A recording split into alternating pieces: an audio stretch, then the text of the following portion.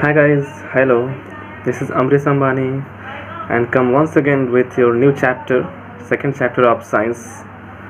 So listen to me carefully and negotiate with us. Be with me for the new chapter, new topic. And today's topic is microorganisms, friends and food. मैं अमरीश अंबानी आप सबका स्वागत करता हूँ एक बार फिर से नए वीडियो में नए चैप्टर के साथ आप सबके लिए एक बार फिर से मुखातिब हुआ हूँ। तो हमारे साथ बने रहिए और आइए देखते हैं नए चैप्टर में हमें क्या पढ़ना है, क्या डिस्कस करना है, उसके बारे में देखते हैं ज़रा। तो इस चैप्टर में हमें पढ़ना है माइक्रो ऑर्गेनिज्म, फ्रेंड है या फोस्ट। कहने का मतलब माइक्रो एंड ऑर्गेनिज्म जो है सूक्ष्म और जीवी हमारा दोस्त है या फोई है। फोई मतलब शत्रु होता है, दुश्मन होता है, दैट मीन। तो माइक्रो ऑर्गेनिज्म के बारे में पढ़ना है कि माइक्रो ऑर्गेनिज्म क्या होता है, किस तरह से माइक्रो ऑर्गेनिज्म किस किस पॉइंट ऑफ व्यू पे काम करता है, उसके बारे में यहाँ पे डिस्कस करना है। पहले हम बात कर लेते हैं कि what is micro organism. Micro organism है क्या? That you mean all of you know, micro means सूक्ष्म, छोटा, एंड ऑर्गेनिज्म मीन्स जीव। Both categories, micro and organism, both are added and this made micro and organism. Micro और organism मिलकर के बनाया micro organism, सूक्ष्म और जीवी, उसे हम सूक्ष्म जीवी कहते हैं। देन माइक्रो ऑर्गेनिज्म जो है वो दोनों तरीके से काम करता है। These are beneficial for us and these are harmful for us both. These are useful for us. Microorganisms are harmful and useful, and both are disadvantage and advantage takes microorganisms. You know very well. सूक्ष्म जीवी जो है हमारा दोस्त भी है, दुश्मन भी है, हर तरह से काम करता है, हर तरह से हमारे हर पहलू में काम करता है। कहीं कहीं वो हमारे लिए हार्मफुल भी है, कहीं कहीं हमारे लिए यूज़फुल भी है। तो कहाँ हार्मफुल है, कहाँ यूज़फुल है, इसके बारे में आज थोड़ा जिक्र कर लेते हैं। इसके पहले भी आपको थोड़ा सा जानकारी दे दिया था पिछले चैप्टर में थोड़े कि microorganism, bacteria, virus, protozoa, yeast, moulds, fungi, algae, what is this types of organisms are useful and harmful for human beings and plants and animals also. Then चलते हैं पहले माइक्रो ऑर्गेनिज्म के बारे में क्या कहता है माइक्रो ऑर्गेनिज्म होता क्या है। कहता है they can only seen with naked unadded eyes। कहता है इससे हम लोग दे can not seen with naked and unaided eyes, हम लोग इसे नग्न और खुली आंखों से नहीं देख सकते। नाम से मालूम पड़ रहा है माइक्रो है यानी छोटा है, सूक्ष्म है।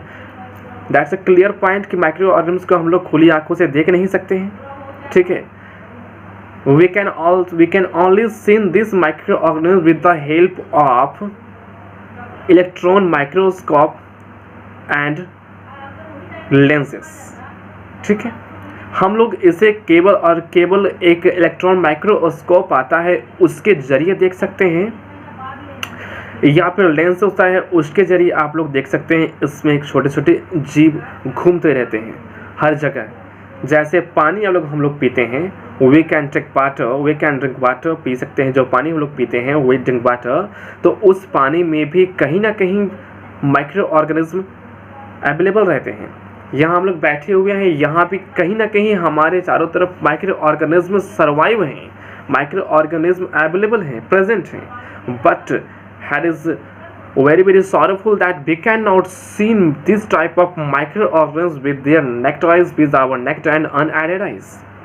हम लोग दुर्भाग्यपूर्ण है कि इस तरह के माइक्रो ऑर्गेनिज्म सूक्ष्म जीवी को अपनी आंखों से देख नहीं सकते हैं, ठीक है। चाहे वो वायरस हो, चाहे वो बैक्टीरिया हो, एल्गी हो, फंगस हो, protozoa etcetera etcetera, any types of organism we can not see without electron microscope and lenses. अब चलते हैं हम लोग आगे। कहता है कि this type of micro organism that we take instrument से हम लोग माइक्रोस्कोप से देख सकते हैं, इसके बारे में मैंने बता ही दिया। अब कहता है this organisms are hence microscopic and refer to as microorganism. आप देखते हैं आगे, the study of micro organism is called microbiology. सूक्ष्म जीवी के बारे में अध्ययन करने वाले को माइक्रोबायोलॉजी कहते हैं। करने वाले को नहीं, जो किया जाता है। सूक्ष्म जीवी के बारे में अध्ययन करना माइक्रोबायोलॉजी के कैटेगरी में कहा जाता है। ठीक है, जीव विज्ञान जिसको बोलते हैं, तो हम लोग जीव विज्ञान में ही, बायोलॉजी में ही पढ़ते हैं इसके बारे में। अब कहता है the scientist who study about micro organism is called microbiologist. ठीक है, माइक्रोबायोलॉजिस्ट, या करेक्ट। कहता है जो वैज्ञानिक, जो इंसान एक सूक्ष्म जीव के बारे में, माइक्रोब्स के बारे में, माइक्रो ऑर्गेनिज्म के बारे में स्टडी करता है, उसे हम माइक्रोबायोलॉजिस्ट कहते हैं। That's point is clear now. अब हम लोग आगे चलते हैं कि इसमें और क्या क्या कुछ पढ़ने हैं। इसमें कुछ पॉइंट्स पढ़ने हैं हमें। पहला है अकरेंस ऑफ माइक्रो ऑर्गेनिम्स या माइक्रोब्स, कहाँ कहाँ ये अकर हैं, कहाँ कहाँ ये मौजूद हैं, उसके बारे में। दूसरा पॉइंट पढ़ना है टाइप्स ऑफ माइक्रो ऑर्गेनिम्स, जिसके बारे में पहले बताया। बहुत सारे टाइप्स हैं, algae, bacteria, fungi, virus, protozoa, बहुत सारे। अब है अगला types microbes as our friend, सूक्ष्म जीवी हैं, हमारे दोस्त किस तरह से हैं। दूसरा पॉइंट हमारे दुश्मन किस तरह से हैं, एज अ फो, FOE याद रखिएगा। तीसरा है फूड स्पॉइलेज, ठीक है, भोजन का किस तरह से बचाव नहीं कर पाने का रीज़न है माइक्रो ऑर्गेनिज्म, तो उसका बर्बादी किस तरह से होता है, माइक्रो ऑर्गेनिज्म उसे बर्बाद किस तरह से करते हैं। और दूसरा है उससे अपोजिट फूड प्रिजर्वेशन, हम लोग भोजन को किस तरह से प्रिजर्व, सुरक्षित रख सकते हैं। ठीक है ना, तो इन सारे पॉइंट्स पे हम लोग आज डिस्कस कर लेते हैं थोड़ा। पहला है टॉपिक हमारा अकरेंस ऑफ माइक्रो ऑर्गेनिज्म या माइक्रोब्स, माइक्रोब्स से बना माइक्रो ऑर्गेनिज्म, सूक्ष्म जीवी या सूक्ष्म। कहता है micro organism can be found in almost anywhere of environment. सही बात है, मैंने बताया, डिस्कस किया कि हर जगह कहीं भी माइक्रो ऑर्गेनिज्म पाए जा सकते हैं। हमारे हाथों में भी हर जगह माइक्रो ऑर्गेनिज्म हैं, आप लोग देख सकते हो। ठीक है ना, हर जगह। इसलिए हमें बोला गया है कि हमें हर समय we can wash our hand before and after meal, हमें खाने से पहले और खाने के बाद अपने हाथों को, दांत, मुंह, हर जगह अच्छे से साफ सफाई करनी चाहिए। इस टॉपिक की बात करने से पहले अभी मैंने बता देता हूँ कि जिस तरह से आप देख रहे हो हम लोग लॉकडाउन में हैं, तो किसकी वजह से हैं, और the reason, the big reason of the lockdown is virus, that is micro organism, is called corona virus. This is also called micro organism, ये माइक्रो ऑर्गेनिज्म ही है। सो we cannot see this type of coronaviruses with our naked eyes, with our unaided eyes, तो हम इस तरह की micro organism को अपनी नग्न आंखों से नहीं देख सकते हैं ना। तो इसी का खामियाजा है कि हमें इसका इलाज अभी तक नहीं मिल पाया है। ठीक है, तो ये जो वायरस है, ये जो जीवाणु है, ये हमें हार्मफुल पहुंचा रहा है। और वायरस जो है वो किस तरह से हार्मफुल है वो आपको यहाँ बता दूँ। वायरस क्या करता है, हमारी होस्ट सेल होते हैं, यानी कि जिसके शरीर में वो घुस गया, ठीक है, उसको होस्ट बोलते हैं, मेजबान जिसको हम लोग बोल सकते हैं। तो viruses are enter in host cell and after that this type of viruses break down the cells and they damage their strong cells and they are spread all over the body, and after that these are communicable diseases and these are spreads from one body to another body। और उसके बाद ये क्या करता है, एक शरीर से दूसरे शरीर में फैल जाता है। वायरस का काम ही है फैलना। तो इस तरह से, क्योंकि हमें ये दिखाई पड़ता नहीं है, इसे देखने के बाद अगर 1 सेकेंड बता दूं आपको कि माइक्रोस्कोप से अगर इसे आप देखिएगा तो ब्लैक तरह का स्पॉट आपको दिखेगा, जहाँ पे ये माइक्रोस्कोपिक से देखने के बाद इस तरह के वायरस दिखाई पड़ते हैं। तो वायरस का काम क्या है कि ये हमारे सेल्स को डैमेज करता है। ये जो हमारे स्ट्रॉन्ग सेल्स हैं उसमें स्ट्रांगली ये क्या करता है, इंजेक्ट हो जाता है। After inject the damage our strong cells, ये हमारे सेल्स को डैमेज करने के बाद उसके बाद उसको क्या करता है, उस होस्ट को, यानी जिस आदमी के शरीर में वो घुस गया, उसे वो कमज़ोर बना देता है। क्योंकि हमारा शरीर जो है बहुत सारे सेल्स से मिलकर बना है। The structural unit of cell is called tissues, और टिश्यूज से हमारा शरीर। तो ये जब सेल्स को ही तोड़ देता है तो हमारा शरीर धीरे धीरे तो वीक हो जाएगा। तो वीक हो जाने के कारण उस आदमी जो है, वो होस्ट जो है, धीरे धीरे अपने लास्ट टाइम पे पहुंच जाता है, लास्ट पीरियड में पहुंच जाता है। तब तक पता नहीं चलता, बिकॉज वायरसेस फैलते हैं बहुत तेजी से। Very strongly spread the viruses in all over the ground, all over the environment and all over the bodies and host. तो इस तरह से उसके बाद वो वायरस एक शरीर से दूसरे शरीर में घुस जाता है। आप कम्युनिकेबल संचारित रोग है ना, तो इस तरह से घुसने के बाद वो वायरस दूसरे सेल्स को भी डैमेज करता है। तो इस तरह से जीवाणु हमारे वायरस जो है हमारे लिए बहुत ज़्यादा हार्मफुल हैं। अब चलते हैं आगे, आखिर साहब माइक्रोस्कोप तो कहता है आगे they are found in air water, हर जगह ये फैले हुए हैं। तो इस तरह इसके बारे में हम ज़्यादा जिक्र नहीं करते हैं, ये तो सबको जानता है। अब चलते हैं सीधा टाइप्स ऑफ माइक्रो ऑर्गेनिज्म, कितने तरह के टाइप्स होते हैं। तो पहला हमारा है बैक्टीरिया, ठीक है ना, जीवाणु के देखते हैं क्या इसमें बात है। कहता है बैक्टीरिया, कहता है दिस आर ऑल्सो, बैक्टीरिया हमारे लिए हार्मफुल भी है, यूज़फुल भी है। हम पहले ही पॉइंट में क्लियर कर चुके हैं। एक बात आपको धीरे धीरे यही बता दूँ कि बैक्टीरिया जैसे कि बहुत सारे बैक्टीरियाज होते हैं, जिसका नाम कुछ बता दें। Vacancy rhizobium bacteria, rhizobium bacteria के बारे में we have already learn about rhizobium bacteria in previous chapter, that is nitrogen fixation is most important types with the help of rhizobium bacteria. Rhizobium bacteria के help से ही हमारा nitrogen fixation होता है और हमारी मिट्टी का फर्टाइल क्वालिटी, इरिगेशन क्वालिटी वो इनबिल्ड करता है, ग्रो करता है, बढ़ता है। तो यहाँ क्या प्रूफ हुआ कि microorganism is our friend, हमारा दोस्त है, ठीक है। उसके अलावा lactobacillus bacteria is also useful for curding of milk, दूध से दही बनना। उसके अलावा और भी बहुत सारे प्रोसेस में फूड प्रिजर्वेशन में बैक्टीरिया जो है यूजफुल होता है। फिलहाल चलते हैं इसमें और क्या क्या जिक्र किया हुआ है आपके बुक में वो देख लेते हैं, थोड़ा मैंने अपने तरीके से बताया। अब देखते हैं। उसके बाद एक और बता दूं कि बैक्टीरिया इज सिंगल सेल या unicellular organism, unicellular micro organism. Bacteria जो है सिंगल सेल, जो एक कोशिका से बना हुआ होता है। जो शरीर, जो ऑर्गेनिज्म, जो बैक्टीरिया एक कोशिका से सिर्फ में सिंगल कोशिका हो, सिंगल सेल ऑर्गेनिज्म को ही बैक्टीरिया कहा जाता है, ठीक है। जैसे हमारा यूनिसेलुलर ऑर्गेनिज्म बोलते हैं, अमीबा हो गया। अब आगे चलते हैं, क्या बात है। कहता है कि this can found almost everywhere, बिल्कुल हर जगह पाए जाते हैं, एयर वाटर सनलाइट एवरीवेयर, है ना। उसके अलावा मिट्टी में भी। In bodies most other organism including human being, सभी बता दिया, ठीक है। The size of bacteria is from 0.2 to 100 micron. देखिए कितना छोटा है ये, 0.2 से 100 माइक्रोन, इतना सूक्ष्म है कि ये हमें ऑफकोर्स नेक्ड आइज और अनएडेड आइज से we can not able to see this type of micro organism, ठीक है। देखने में सक्षम तो नहीं हो सकते। अब कहता है इंक्लूडिंग ह्यूमन बींग्स, उसके अलावे on the basis of shapes bacteria can classified into 4 types.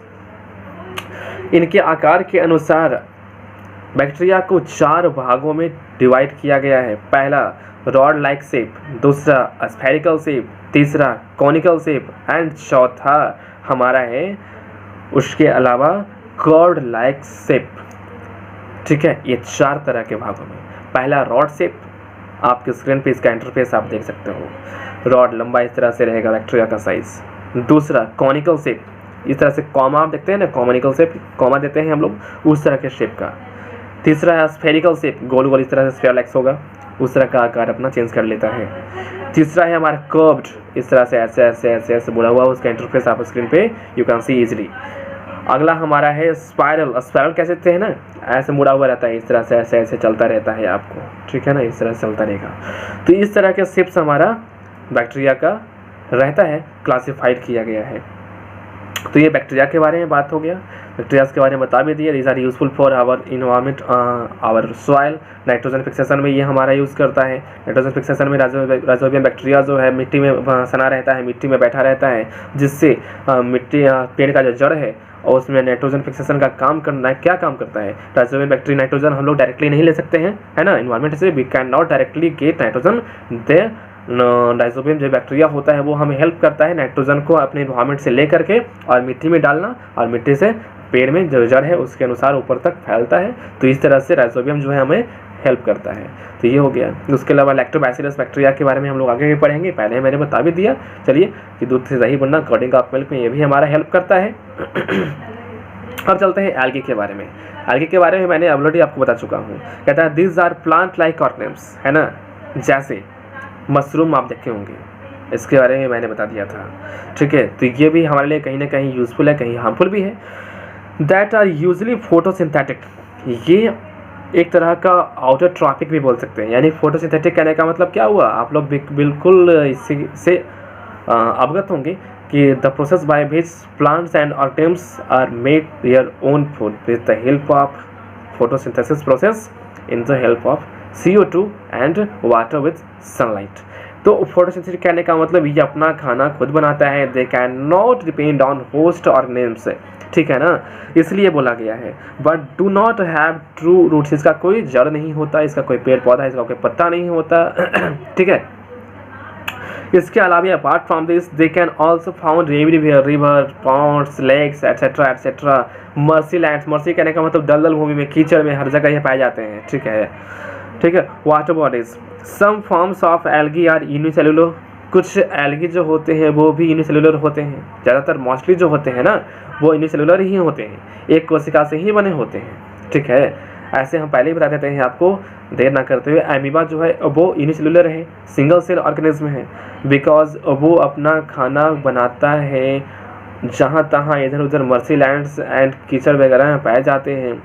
उसका एक फॉल्स पीट होता है जिसे सीडोपोडिया बोलते हैं। सीडोपोडिया इज अ फॉल्स पीट ऑफ अमीबा। उसके अलावा food vacuoles is a most important parts of amoeba. From this they can help जो सिंथेसाइज देयर फूड, अपना भोजन को उससे लेता है, और जो यूजफुल भोजन होता है वो फूड वैक्यूल्स अलग रखता है, और जो हार्मफुल वेस्ट मटेरियल्स होता है उसको फूड वैक्यूल्स जो है वो बाहर निकाल देता है, ठीक है ना। तो इस तरह से अमीबा काम करता है। तो ये बात हो गया। Amoeba has not definite shape, उसका कोई डिफिनिट आकार शेप साइज नहीं होता। तो ये बात हो गई। अब चलते हैं अपना सम आर मल्टी सेलुलर, कुछ बहुकोशिका भी होता है। कुछ एल्गी जो होते हैं, फफूंदी, फंगस वगैरह, जो क्या होते हैं यूनिसेलुलर, और कुछ मल्टी सेलुलर भी होते हैं, ठीक है ना। आप देखते हैं आगे, व्हाइल सम आर फिलामेंटेसिस और filament like, some of this filament like इस तरह से गोले गोले घूमे घूमे रहते हैं। Like some of this algae like chlamydomonas, chlamydomonas का स्ट्रक्चर आप अपने स्क्रीन पे देख सकते हैं, इस तरह से गोल आकार का रहता है, ठीक है। एंड कॉलेरेल, ठीक है, कॉलर से इस तरह से गोल गोल।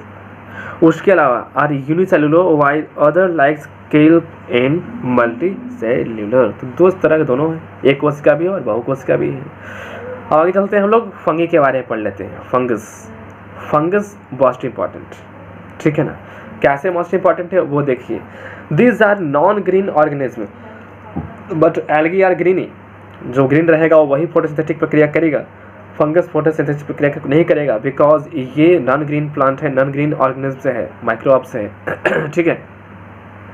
With the bodies usually made of thread like structure, ये धागे के आकार का स्ट्रक्चर बनाता है जो फंगस होता है। फंगस कहाँ, मोल्ड, ईस्ट देखे होंगे आप, ब्रेड यूज़ करते होंगे, ठीक है ना। फंगस का यूज़ जो है, ईस्ट वगैरह का, फफूंदी का यूज़ ब्रेड को फ्लफी बनाने में, स्पॉन्जी बनाने में इसका यूज होता है। ब्रेड खिलता है ना तो स्पॉन्जियस बनता है, ठीक है ना, फ्लफी बनता है। तो फंगस और ईस्ट तरह का यूज़, ईस्ट जो है ये सब का यूज़ ब्रेड और रोटी वगैरह बनाने में, फ्लफी करने में उसका यूज़ होता है। चलिए आगे देखते हैं। पहले द लैक क्लोरोफिल, इसमें क्लोरोफिल भी नहीं होता बिकॉज फोटोसिंथेटिक है ही नहीं, ग्रीन है ही नहीं, तो क्लोरोफिल कहाँ से रहेगा। जब क्लोरोफिल ही नहीं है तो ग्रीन कहाँ से रहेगा। अपार्ट फ्रॉम दिस अब चलते हैं। And so can not perform photosynthetics, पहले बता दिया ये परफॉर्म नहीं कर सकता है, प्रकाश संश्लेषण की प्रक्रिया को पूरा नहीं करेगा। आप चलते हैं आगे। They made be unicellular, yeast के बारे में भी मैंने बताया, वही बात यहाँ पे है कि ईस्ट है यार मल्टी सेलुलर, ठीक है। ईस्ट जो है वो यूनिसेलुलर है और मोल्ड जो है वो मल्टी सेलुलर है। ये दोनों भाग जो हैं वो फंगस के ही पार्ट हैं। Those are most and ills are fungus types and they are useful for the fluffy to make fluffy of our bread, है ना, एंड स्पॉन्जी, ठीक है। आप देखे होंगे बारिश के मौसम में ऊपर ऊपर ब्रेड आप देखे होंगे, जब बारिश जाती है तो ऊपर ऊपर व्हाइट एंड ग्रीनिश टाइप का उजला उजला ऊपर ऊपर ब्रेड पे लग जाता है, ठीक है ना। या और भी कोई फल वगैरह देखे होंगे, संतरा, जब कोई भी फ्रूट्स है, कोई भी ऐसे मटेरियल्स खाद्य पदार्थ है, उसके ऊपर ऊपर वाइट ग्रीनिश कलर का ऊपर लग जाता है, तो वो क्या है, these are yeast moulds and these are fungus. Okay, that's clear. तो यह हो गया हमारा, ये हमारे प्लांट्स और एनिमल्स के आसपास भी मौजूद हो जाते हैं, अगल बगल देखे होंगे।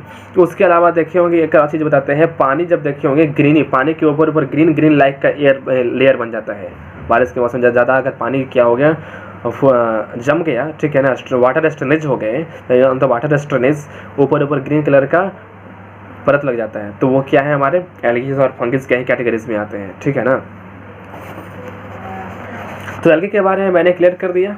कि इसमें ईस्ट जो है वो क्या है, यूनिसेल्युलर है, यानी कि एक कोशिका है। मोल्ड जो है वो मल्टी सेल्युलर है, मोल्ड्स आर मल्टी सेल्युलर, यानी बहु कोशिका। उसके अलावा मशरूम भी हमारा है, जो कि पहले बता दिया, मशरूम जो कि एल्गी कैटेगरीज में आते हैं। तो ये बात हो गया एल्गी, इज दैट क्लियर। अब चलते हैं प्रोटोजोआ। तो प्रोटोजोआ कहता है दिस आर मिनट यूनिसेल्युलर, ठीक है ना, ये कभी कभी यूनिसेल्युलर हो जाते हैं तो कभी मल्टीसेल्युलर हो जाते हैं, ठीक है। This animals like strong organisms, they are solitary और कॉलोनिकल शेप, ठीक है, कॉलोनिकल शेप का आकार का होता है। फ्री लिविंग, पैरासाइटिक और सिम्बायोटिक। इसका मतलब क्या हुआ, पैरासाइटिक यानी होस्ट प्लांट पे डिपेंड करता है। Parasitic plants are that depend on host plant, जो दूसरे के ऊपर डिपेंड होता है और दूसरे से अपना न्यूट्रिशन को फुलफिल करता है। उसके अलावा symbiotic dead and decaying materials पे डिपेंड करता है, जहाँ सड़े गले पड़े पदार्थ है वहाँ पे जाकर के अपना न्यूट्रिशन को प्रोवाइड करता है, न्यूट्रिशन को फुलफिल करता है। तो ये हो गया प्रोटोजोआ के कुछ कैरेक्टर्स। अब they can move from one place to another for their nutrition, for their food, okay. They can capture and eat food, हो गया। अब आगे चलते हैं, क्या कहता है कि as well as marine water, है ना, जहाँ आगे बताया ना, जहाँ पानी जमा हुआ हो वहाँ इस तरह के बैक्टीरियाज आसानी से मिल जाएंगे आपको, जो कि हमारे लिए हार्मफुल है। अब कहता है आगे this are plants like soil में भी, मिट्टी में ही पाए जाते हैं, ठीक है, जैसे पैरामेसियम, ठीक है, एमीबा आपको पहले बता दिया, ठीक है, ग्राइडिया, उसके अलावा एंटाइमोबा। तो ये कुछ प्रोटोजोआ के डिफरेंसेस, प्रोटोजोआ के एग्जांपल्स हैं जो कि हर जगह वे कैन सी एवरीवेयर, ओके। तो ये हमारे प्रोटोजोआ, वो कुछ प्रोटोजोअल डिजीज भी होते हैं जैसे एल्फेंटेसिस, ठीक है ना, पैर फूलना, हाथ फूलना, एक कुछ प्रोटोजोआ के बैक्टीरियाज हैं जो इससे हमारा इस तरह के डिजीजेस स्प्रेड होते हैं, स्प्रेड आउट होते हैं। तो ये बात हो गया। अब चलते हैं हम लोग वायरस के बारे में पढ़ते हैं, जो कि very very harmful for us, हर जगह वायरस का ही नाम है। तो ये बात हो गया हमारा। और वायरस किस तरह से हार्मफुल है, किस तरह से यूजफुल है, उसके बारे में जिक्र कर लेते हैं। तो virus are very very tiny then and very very microbes then bacteria, और बहुत ही छोटा होता है। माइक्रो ऑर्गेनिज्म जो है वायरस, वो बैक्टीरिया के मुकाबले भी बहुत ही छोटा होता है। This are microscopic organism are very very smaller than bacteria. अब चलते हैं, कहता है they can be seen with a special microscope, इससे हम एक खास तरह के सूक्ष्म माइक्रोस्कोप से ही देख सकते हैं, ठीक है ना, दूरबीन से ही देख सकते हैं, ठीक है। वो क्या है, इलेक्ट्रॉन माइक्रोस्कोप। माइक्रोस्कोप दो तरह क्या होता है, एक सिंपल माइक्रोस्कोप, एक इलेक्ट्रॉन माइक्रोस्कोप। तो जो होता है माइक्रोस्कोप, उससे हम बैक्टीरियाज को देख सकते हैं। वायरसेस को देखने के लिए वी कैन यूज या we must be use electron microscope, ठीक है। They do not have a cellular structure, इसका कोई आकार नहीं है, ठीक है ना, like bacteria and like other organisms, इसका कोई आकार प्रकार नहीं है। जो दिखाया जा रहा है, आप लोग टीवी वगैरह पे देख रहे हो कि वायरस ऐसे इस तरह का आकार का होता है। They can not a different shape, they can not a definite this type of shape, उसका कोई आकार नहीं होता और ना ही उसका कोई जगह होता है, वो हर जगह आपको मिल जाएंगे। They grow and multiply only inside living cells and plant, जहाँ पे जीवित, अभी पहले ही इसके बारे में जिक्र कर दिया है, जिक्र करने की ज़रूरत तो नहीं है, फिर भी थोड़ा इसके बारे में बता दूं कि जो वायरस होते हैं खास करके लिविंग जो होस्ट होते हैं, जो जीवित प्राणी, चाहे वो प्लांट हो, एनिमल्स हो, ह्यूमन बींग्स हो, खास करके उन्हें ही पसंद करते हैं, क्योंकि उनमें उनको न्यूट्रिशन मिलता है उनका, और उनमें सेल्स मिलते हैं, जीवित सेल, ठीक है ना। डेड सेल्स वो खुद बनाते हैं, लिविंग सेल्स को वो डेड सेल्स बनाने का काम ही है उनका, वायरस का, ठीक है। तो वो इस तरह के जीवित सेल्स को ही खोजते हैं वो, खास करके। उसके अलावा they are also inactive when outside the host body, जैसे ही होस्ट बॉडी जिस शरीर में वो घुसे उसके बाहर निकले वो निष्क्रिय हो जाते हैं, इनएक्टिव हो जाते हैं। इसलिए वो खास करके लिविंग ऑर्गेनिम्स को ही खोजते हैं। दे फाउंड एवरीवेयर, ठीक है ना। A virus like a non-living organism that outside and they inactive. However, most scientists believe that it is on the borderline between a living and non-living. एक तरह का ऐसा बॉर्डर बना देता है लिविंग और नॉन लिविंग के बीच में, कि जैसे मैं बाहर जाऊँ मैं इनएक्टिव ना हो जाऊँ। All viruses are pathogens. अब यहाँ पे एक टॉपिक आया है कि व्हाट इज पैथोजेंस। पैथोजेंस होता क्या है? तो पैथोजेनिक होता है जिस ऑर्गेनिज्म से कोई भी बीमारी स्प्रेड हो, the organism that spread the diseases like with the help of water, with the help of mercilants and we spread with the help of viruses and bacteria is called pathogenic disease। पैथोजेनस disease होता है जो bacteria से फैलता है, जो disease viruses से फैलते हैं, जो डिजीजेस माइक्रो ऑर्गेनिज्म के द्वारा फैलते हैं, गंदे पानी और गंदे हवाओं से फैलते हैं, तो उसे पैथोजेनिक डिजीज कहते हैं या पैथोजेंस बोलते हैं। ठीक है, कहते हैं all viruses are pathogenic, they cause disease is plant, ठीक है ना, एनिमल्स एंड ह्यूमन बींग्स। ये कहाँ पाए जाते हैं? प्लांट्स, ह्यूमन बींग्स और अलग तरह के जीव जंतुओं पे। ओके, अब हम लोग बात कर लेते हैं आगे। They spread HIV virus, HIV AIDS, hepatitis B, swine flu and of course corona virus. That very very harmful diseases for us. ठीक है, तो इस तरह के डिजीजेस वायरस से फैलते हैं। It's a pandemic like disease. Okay, अब चलते हैं हम लोग आगे। माइक्रोब्स एज आवर फ्रेंड्स, ये तो हमारे कुछ दुश्मन हो गए। अब दोस्त किस तरह से हैं उसके बारे में थोड़ा पढ़ लेते हैं कि micro organisms are both useful and harmful for us. पहले बता दिया, फूड एंड बेवरेज इंडस्ट्री में, ठीक है, खाने के रूप में, और बेवरेज कहने का मतलब पेय पदार्थ, उसमें इस तरह के सूक्ष्मजीवियों का बहुत ही ज़्यादा यूज़ होता है। ठीक है, शराब बनाने में, अल्कोहलिक ड्रिंक्स बनाने में, जो कोल्ड ड्रिंक्स हम लोग पीते हैं उसमें भी कहीं ना कहीं माइक्रोब्स का यूज़ होता ही है। ठीक है, अल्कोहलिक ड्रिंक्स में। उसके अलावा आपको पहले बताया था कि bacterium called lactobacillus bacteria present in the spoonful, देखिए यहाँ बात आ गई, curding of milk added to the milk convert the lactose sugar. ठीक है, प्रेजेंट इन मिल्क, लैक्टोबैसिलस कैसे पड़ा? क्योंकि मिल्क में कहीं ना कहीं लैक्टोज मीठापन होता है, लैक्टोज शुगर पाया जाता है, उसमें ऐड होकर के क्या करता है, वो कर्डिंग करता है। ठीक है, मिल्क टू लैक्टिक एसिड, उससे लैक्टिक एसिड का प्रभाव होता है, जिसके कारण आप क्या करता है, दिस मेक्स मिल्क थिकर, मोटा हो जाता है और वो दही का निर्माण कर लेता है। ओके, अब क्या चलते हैं आगे हम लोग। दूसरा बात कहता है कि जो हम लोग ब्रेड वगैरह यूज़ करते हैं, खाते हैं, या फिर आप लोग देखते होंगे सूजी, मैदा, ठीक है, जिसको रवा बोलते हैं सूजी को, तो इसको फ्लफी, जो हम लोग इसको फुलाते हैं पानी में, इसको क्या करते हैं, स्पॉन्जी बनाते हैं, ठीक है, डफ बनाते हैं, गूंथते हैं, तो उस समय भी ये तरह की ईस्ट, मोल्ड्स, एल्गी, फंग, जितने ही माइक्रो ऑर्गेनिम्स हैं, ये हमारे यूजफुल हो जाते हैं। कैसे? बिकॉज जब फ्लफी बनता है ना, तो वो उस समय इस तरह के बैक्टीरियाज स्पॉन्जी और फ्लफी बनाने में इसका बहुत ज़्यादा यूज़ करते हैं। बिकॉज कैसे?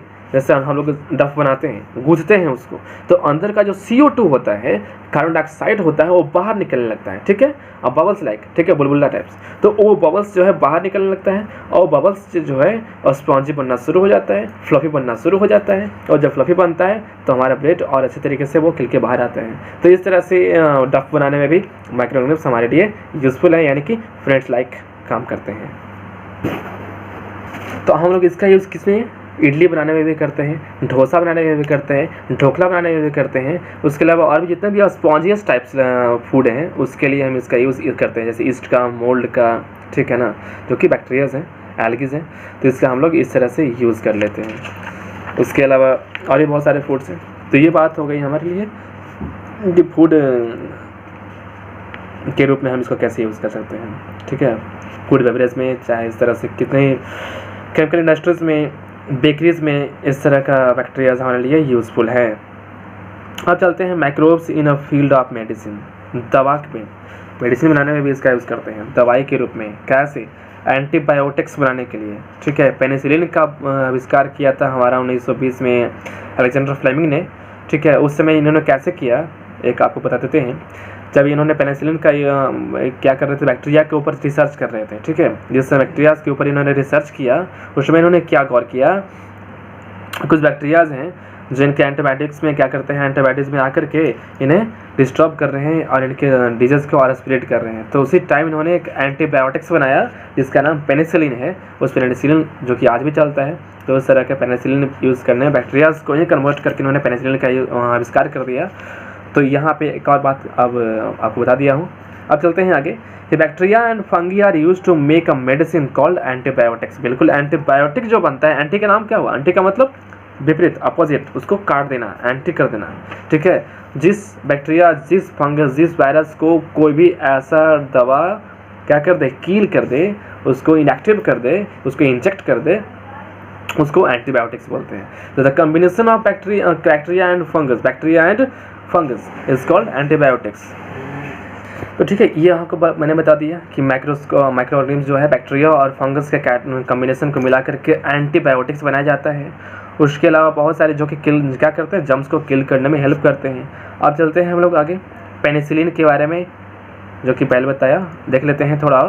कहता है penicillin is obtained from the fungus Penicillium fungus. Penicillium, ठीक है, मैटिनम से पेनिसिलिन का आविष्कार किया गया, ठीक है।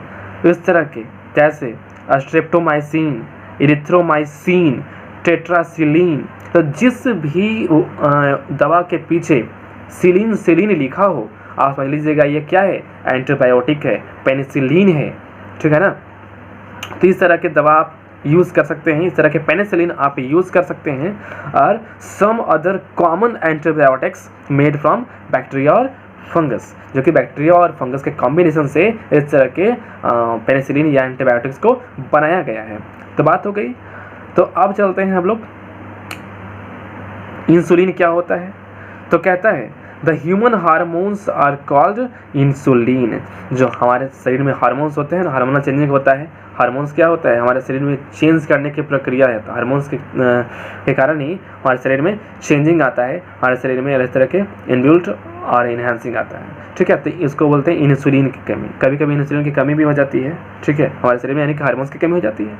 हार्मोन्स सब कम हो जाता है तो हमारा शरीर धीरे धीरे वीकनेस होने लगता है। अब आगे चलते हैं कि micro organisms are also used to make vaccines. Vaccine क्या हुआ, वैक्सीन मतलब टीका। बच्चों को, छोटा जब इन्फेंट होता है, जन्म लेता है, उस समय बच्चों को टीका दिया जाता है, ताकि वैक्सीन्स होता क्या है, वैक्सीन्स प्रोटेक्ट, रक्षा करता है, किसी भी तरह के रोगों से लड़ने की शक्ति को बढ़ाता है।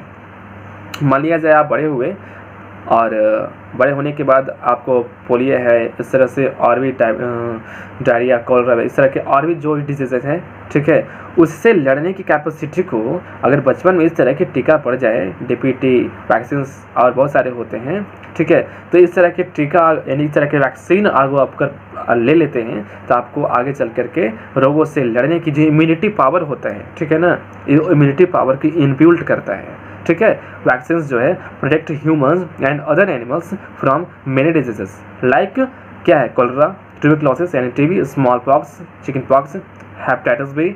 इसके अलावा और भी बहुत सारे बीमारी है जिसको प्रिवेंट करता है और हमारे इम्यूनिटी शक्ति को, इम्यूनिटी पावर को इनबिल्ट करता है, बढ़ाता है, इसलिए वैक्सीन लेना ज़रूरी होता है। तो ये हो गया। अब कहता है कि the moment of our body is attacked by microbes and our immune system starts producing substances called antibodies. और हाँ, जब वो टीका ले लिए, धीरे धीरे हम लोग बड़े होते हैं, तो उस दौरान जो भी बैक्टीरिया, जो भी बीमारी हमारे ऊपर अटैक करता है, अगर उसका टीका, उसका वैक्सीन आपने ले लिया हो, तो उससे लड़ने की जो इम्यूनिटी पावर होती है, लोगों से लड़ने की कैपेसिटी को इम्यूनिटी पावर कहते हैं, तो उसको रोकथाम कर लेता है। वहीं पर उसको क्या करता है, इंजेक्ट कर देता है, किल कर देता है। जैसे ही आपके शरीर में वो वायरस, वो बैक्टीरिया, वो माइक्रो ऑर्गेनिज्म घुसा, होस्ट बॉडीज में घुसा, अगर आपके पास वैक्सीन है, आपने लिया हो, तो उसको क्या करता है, वहीं पे किल कर देता है, इनएक्टिव कर देता है। तो ये हमारे लिए वैक्सीन लेना very very useful for our health, ठीक है। अब कहता है the bodies is then said to have developed immunity against that disease, vaccination is called immunisation. ये बता दिया। इम्यूनाइजेशन क्या होता है, इम्यूनिटी पावर, रोगों से लड़ने की कैपेसिटी। अब उस कैपेसिटी को ही इम्यूनाइजेशन बोलते हैं, जिस कैपेसिटी के द्वारा हमारे इम्यूनिटी सिस्टम को रोगों से लड़ने की शक्ति को बढ़ाता है, उसे इम्यूनाइजेशन कहते हैं, ठीक है। तो ये हम आराम से इसके बारे में आप समझ गए होंगे, ठीक है। एक थोड़ा सा टॉपिक और देख लेते हैं, जो कि देखने की ज़रूरत नहीं है, यहाँ पे माइक्रोब्स इनहांस सॉइल फर्टिलिटी, मिट्टी की उर्वरा शक्ति को बढ़ाता है। तो इससे मैं छोड़ देता हूँ बिकॉज इसके बारे में पहले ही आप पढ़ चुके हैं, पिछले चैप्टर में भी पढ़ चुके हैं और इस चैप्टर में मैंने पहले डिस्कस कर दिया है। तो टाइम वेस्ट ना करते हुए हम लोग आगे बढ़ते हैं। ठीक है, कहता है माइक्रो ऑर्गेनिज्म जो है मिट्टी की उर्वरा शक्ति को बढ़ाता है, यानी कि नाइट्रोजन फिक्सेशन को। राइजोबियम बैक्टीरिया जो होता है उसका हेल्प करता है और उसके हेल्प से हमारा मिट्टी की उर्वरा शक्ति बढ़ता है। तो ये बात की बात है जो कि पहले डिस्कस कर चुका हूँ। चलिए आगे बढ़ते हैं।